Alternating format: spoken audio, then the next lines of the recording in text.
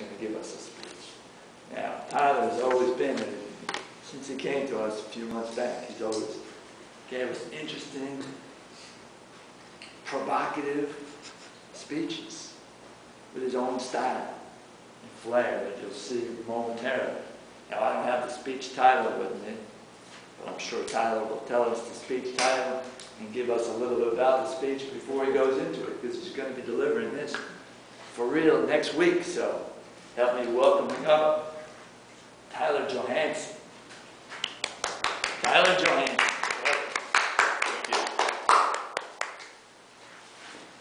I appreciate y'all allowing me to share a speech with you this evening that I will be actually giving next week at a conference.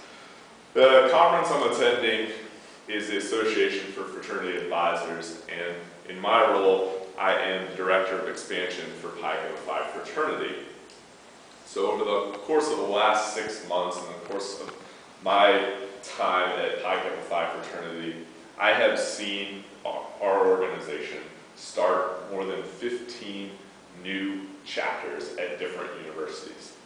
And what we have done over the last 20 years is really perfected the system and the process in which we use to start new chapters. And we've gotten so much better in partnering with the universities in which we are bringing a new fraternity and a new chapter to. What information I would like to share with you all this evening is the best practices that we have seen, not just on our end, but from the university's side and the Interfraternity Council side as well. So the title of this presentation is What to Expect When You're Expecting, Why Fraternity Expansion is Like Having a Baby. So several of the things that I'm going to do this evening are going to correlate to having a baby.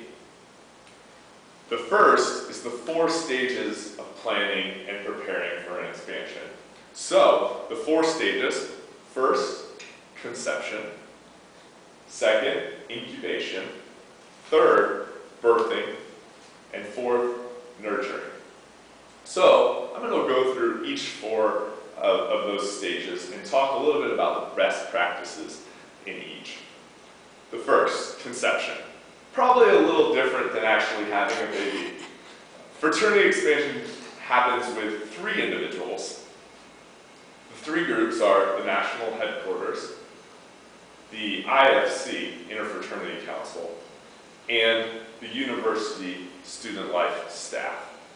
It's really important to have all 3 of those people in the room and at the table, because they are the ones that are going to have to raise this child and really support this process throughout. So making sure that everyone is on board and on the same page is really important, because the last thing you want to have happen is somebody not want to have this new chapter or new addition to the group be there.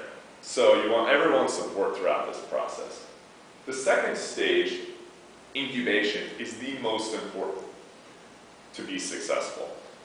It's where all the preparation and planning goes in. In my practices, I have noticed that it's best to come up with an agreement, have a plan, lay out everything, write it down, say this, if this is to happen, this is how we will handle this situation. This is what I will do for you in order to make sure you're successful. And really map it all out. And then make the commitment. Everybody should make the commitment and sign the sheet of paper that says, this is what I will do throughout this process. Because how many times have you heard a story of a mother and father of a child, or wife and husband who are having a baby, and they get in an argument because the wife thought that the husband was going to do more throughout the pregnancy, or they're battling these different things. So really outlining that agreement and showing what it looks like is extremely important. The third stage, which is birthing, is when you actually go to a campus and start the new chapter. So the birthing part is very similar to the conception.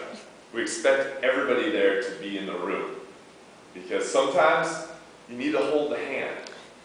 You need to coach them through the process of an expansion. And occasionally, if things aren't going so well, or an expansion can be very tiring for the headquarters staff, you might need an epidural.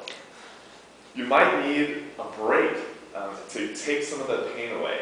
So it's important to have that support the headquarters staff and have either the IFC or the university staff there to give the headquarters professionals a break and get their mind off of the expansion process.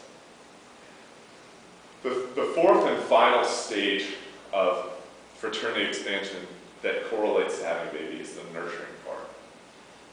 Now that you've successfully set up a group on campus, you have 30 to 40 new members of these guys who've never experienced fraternity before and doing it for the first time. It's important to support them along the way. You don't expect your baby to be born and then start walking. You don't expect it to start talking. You have to teach those things. So it's important to train the leadership within the fraternity. It's important to be there and advise and coach and educate. So the member education piece is an integral part. You should expect all entities in this process to participate in the member education. The university should expect the headquarters to educate the members, but the headquarters should also expect the university to help out with that education and advising. And the IFC should be there to provide a supportive environment for the new organization to be a part of.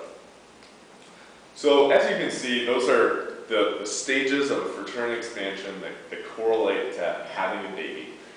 And we feel that following those 4 steps and keeping everyone accountable is extremely important. And just like having a baby, during fraternity expansion, communication is key. Making sure that everyone is communicating together will allow all 4 of those stages, conception, incubation, birthing, and nurturing, to take place successfully. Thank you very much, Tyler. So now we know what to expect. Yes. When we're